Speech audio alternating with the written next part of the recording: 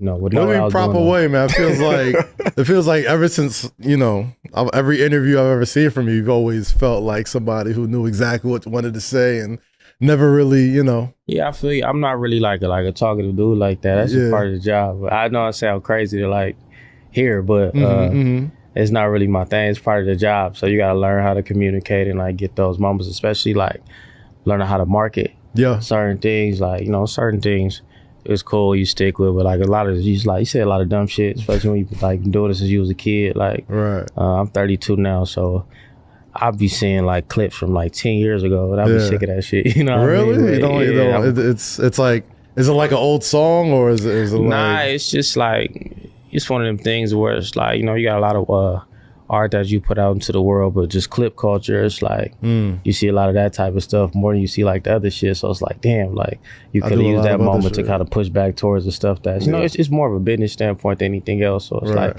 not wasting your moments and wasting your statements, really. No, I hear you.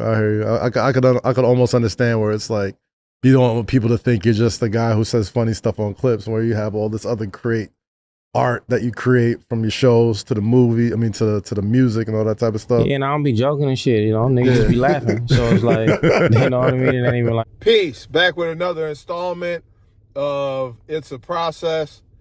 In that clip you just heard, Vince Staples speaking about missed opportunities when he's been doing interviews in the past. And what I have to say is, this guy is a very intelligent individual. He recognized that, and he's very smart with the way that he develops his artistry. I believe like one of his albums he did to, so then video games and movies would use the music. And then there was something else that he did too with one of his albums.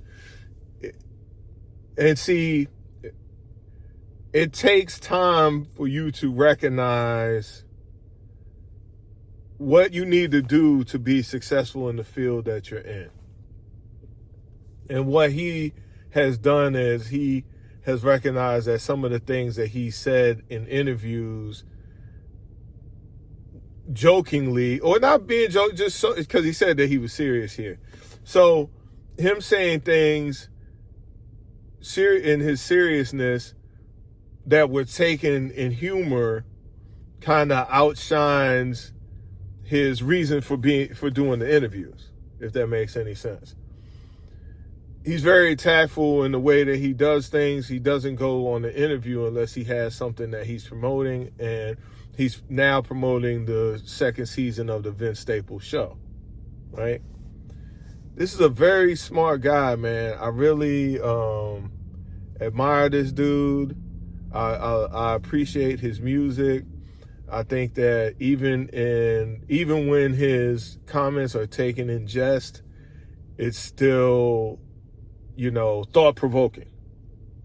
So I totally agree with him here. I don't feel like it hurt him at all, but I could see where he's coming from in regard to marketing. He could have just spent more time speaking on the promotion of whatever thing that he was promoting, instead of potentially, but most of these interviews are long. Him, like myself, we're not talkers, but this is just my 2 cents added. You can keep it, sell it, throw it away. It doesn't matter. Like, comment, and subscribe. And as always, peace.